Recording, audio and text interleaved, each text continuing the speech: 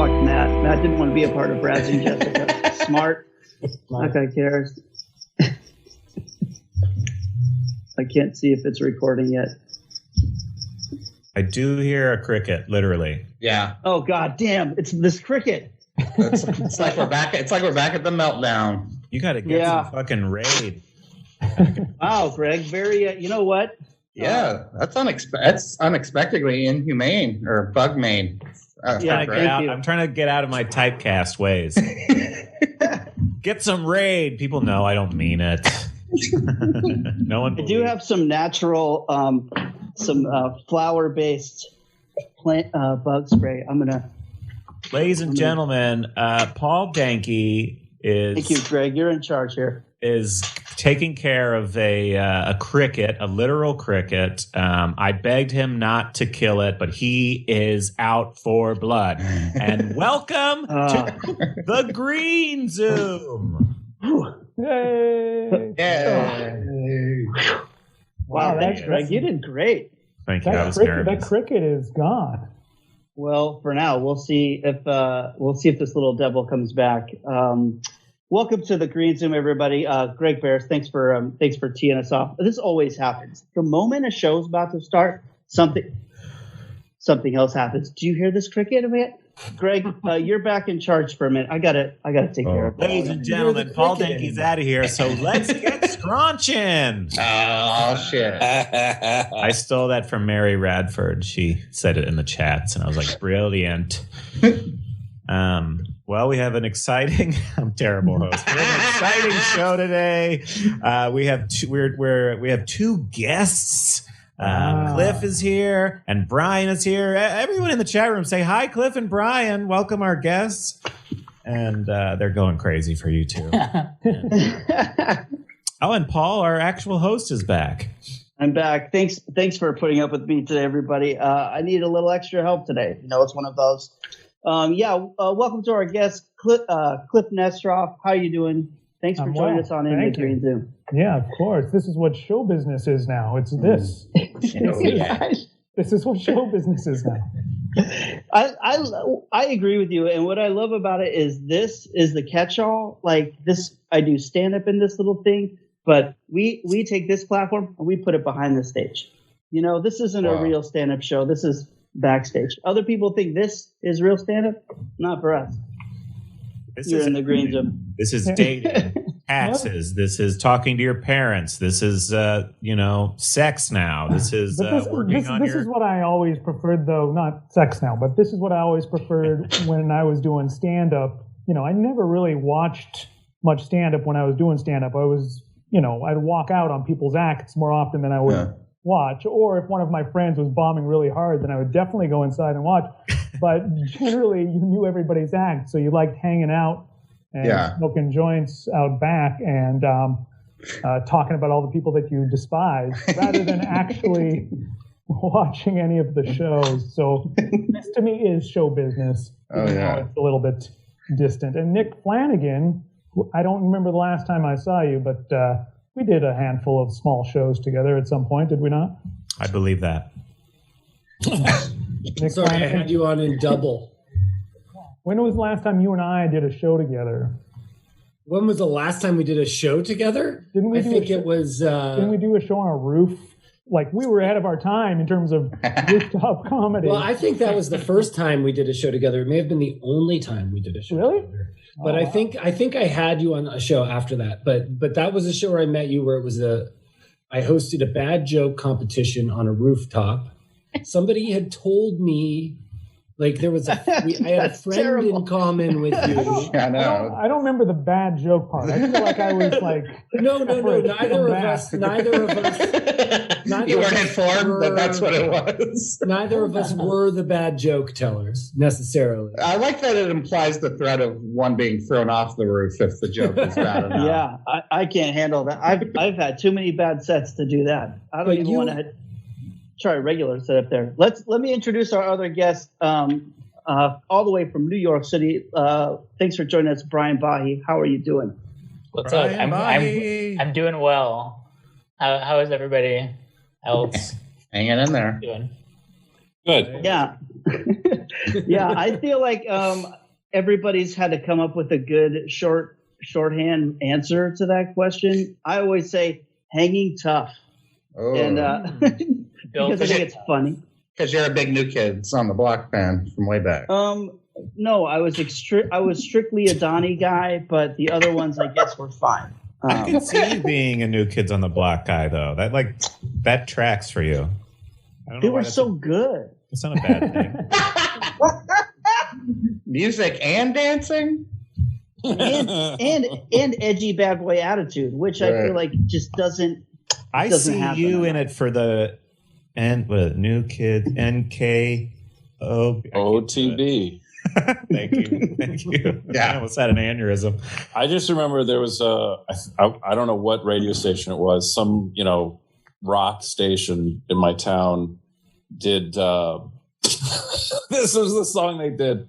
Maybe other stations played this. I just assumed it was the DJs did it. They did New Kids Got Run Over by a Reindeer. Oh God.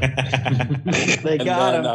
And the thing that sticks in my head still is at one point, they deviate from the, Grandma Got Run Over by the Reindeer melody, and they start going, Danny, Donnie, Jordan, John, and Joe. Or was that Larry, Curly, Shemp, and Mo? Oh. Oh my God.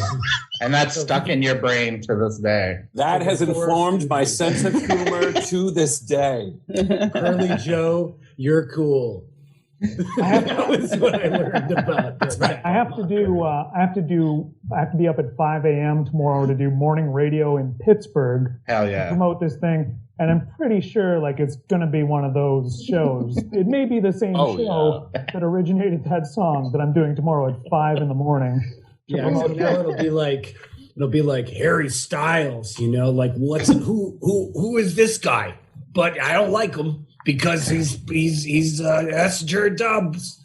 You're gonna, and it's probably for you too. There used to be a guy when I started doing stand-up in Toronto in 1998. There was a guy who came to all the open mics with sound equipment, and they would let him make fart noises after the jokes, or you do a joke and then you'd hear dope out of nowhere. Oh yeah, that was Earl the Squirrel. Earl the Squirrel was very well known. He was the sound guy for he would ruin several shows. Every show that you were on, he would ruin the show. It was crazy. If you had anywhere near a joke that didn't work, he'd He'd do it during your set? Yeah, he'd do drops. Everybody said you'd be in the middle of your setup and then you'd hear, yeah, baby. Yes, it was crazy. And honestly, this went well into the double aughts probably. I think last year he was doing the sound somewhere. I mean, I haven't seen him in that. He was Earl the Squirrel. What an unsuspicious name. A guy involved in comedy. He was always there when I first did stand-up, and I thought, when I first started doing stand-up, I go, oh, I guess that's what stand-up is. You have to put up with sound guys sampling things from movies. I didn't know any better. But it's not hard enough. Why don't you just throw darts at us while we're at it, too? It was, that was really a weird thing, because there were some actually very busy shows that he would do sound for, and yet there he was playing Yeah Baby and $1 million. Right now Nick is playing he's dropping in a dog whining sound. All right, okay. Is this a Canadian thing? There's Gordy. Even every sound guy still may not do drops during your set, but they will still troll you with your walk-off music.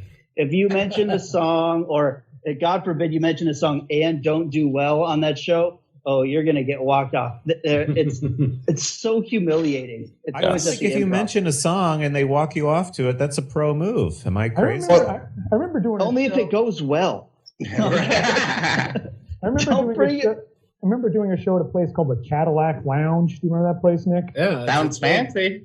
Total part of Toronto's oddly thriving rockabilly scene. So it had just recently opened. Closed. It had there we go. I said it just recently closed. You said it had just opened. Yeah, I'm glad that it closed. I'm glad. Wow. The first time I did it had just opened. I was opening for a band, and in the middle of my set, I mean, granted, I think I was pretty terrible at the time, but I heard all this noise while I was talking, and it was the radio, like it was static, and it just kept getting louder and louder and louder. And then I looked behind the bar, and I could see the owner of the bar making eye contact with me with his hand on the dial, like doing this with like crazy eyes to drown me out. Wow. And that was it. I couldn't even say good night. But there was this club in Chicago I used to do, and I had a bit where, like, fancy. it was pretty fancy. And like I had a bit where like one of the tags was like, about the fall of civilization will be soundtrack to that Shot, Shot, Shot song. And they knew I did that joke. And so then they would play me on to that song, ruining the joke. I was like, what the fuck are you doing? And I'm like 2 years in, I have like 10 jokes, Like I can for 2 years. It's a tough town. One of those 10 is your opening song being that. Right. There was a show in New York City that like they would let like open micers come and do a set, like, and they would never tell you how much time you got, and it was assumed it was like 5 minutes. And one time I went on, and I think I was probably on stage for like 30 seconds, and the host just like immediately like comes on and is like, "Give it up for Brian, everybody." He's like, no music. I was like, to get drowned out by some music. Yeah, he may as well have been holding a book, just like dragging Yeah. Sandman. Has anyone ever been sandmanded off stage by anything? Sure. Yeah. I was tackled on stage one time. Really? When I was opening in San Francisco at, I think, Bottom of the Hill. It was a very odd combination of acts. It was my band, my friend's band, me doing comedy, a legendary band called Johnny and the Dudes in the Bay Area. And did you say dudes or dues? Dudes. Johnny and the Dudes. Johnny and the Union Dues. Yeah, I like that. I like this working class Awful band. And then the headliner was Van Stone, which was like that dude Dave Sheridan from he was in Ghost World. He played like the burner guy with the nunchucks and and this character, it was very Steel Panther kind of thing. And a fan of Johnny and the Dudes tackled me like hard in the middle of my set, and then I tackled him back, which seems like a very odd. Nice. Yeah, and I had guys like guy I was on a show with once. Like we were doing a run of shows, like it was a weird cabaret I'd agreed to do, and one of the other acts like carried me bodily off stage mid-set near the end of the run.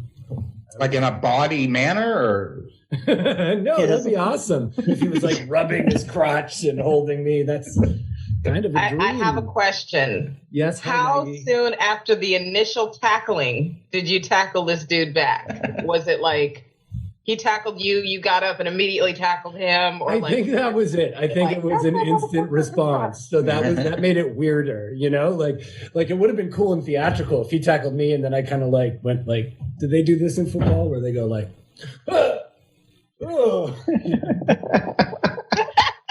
dove into me. Well, I think stage combat is such an important part of stand-up comedy that, they didn't talk, Judy Gold didn't talk about it in the Comedy Bible. They won't cover that in those 101 courses, but you got to know how to fight somebody. I've never, that's 102. I've never had anyone even dare come on stage while I was up there. I've been so. You. Look at you. You look like you have a Bowie knife under your coat. I don't carry a knife with me out in public. That's crazy. Because then you can, then that's like your intent to use a weapon. If you accidentally use it, you could really. I've seen enough 90s action movies to know that if something goes wrong, you can go to jail. You have to avenge yourself. And I've got you have a knife. I've got tennis elbow. You could wrestle a peach out of my hand. There's nothing I can do. I used to bring a little knife on stage and do knife bits. Dude, the first class I was in at UCB, I swear to God, I think this was class number 101. John Daly was the teacher. I wonder if you'd remember. Wow. This is so long ago. It was a 2-person scene. The guy and a girl sit down, and they're at a bus stop. And the guy sits down next to the girl, and he just goes, I got a knife. And it was a pretty funny line. And then he legit reaches into his pocket and pulled out a knife. And then we were all kind of like, what the fuck? But it was honest, it got really funny because he goes, you called my bluff. And then he just puts the knife back in his pocket. And then Daly's note after the scene was, yeah, next time, don't actually pull out a real knife, just like mime the knife. And he's like, and the kid's like, yeah. I really realized it was a bad idea as soon as I pulled the knife out. When you go from all things, go ahead. Sorry. No, go for it, Greg. I just wanted to reiterate, John Daly from comedy. Brett Gell from comedy. Yes. Crack Gellin and John Daly. From the comedy scene, John Daly. I can't believe his only critique was just the object work. Like, he couldn't say, hey, bro, you made us feel hella unsafe for a minute. It was just, hey, this is improv and you should really be miming. Well, he still had the knife on him, so he was probably trying to be a bit that's true. dramatic. Yeah. In the UCB class I took, there was a rule terrifying. No what? You couldn't bring knives to my UCB class. And that's why you should have done groundlings. Yeah. I mean, this is why Sunset closed. If they just had a knife class. A metal detector. Yeah, I've always thought the laughter at UCB was a little tense, but now I realize they were just afraid for their lives. I think UCB Sunset was better set up for sort of like rent a fight club, rent a room setup. There's the pit in the main room. The side annex had a lot of good space for street brawling.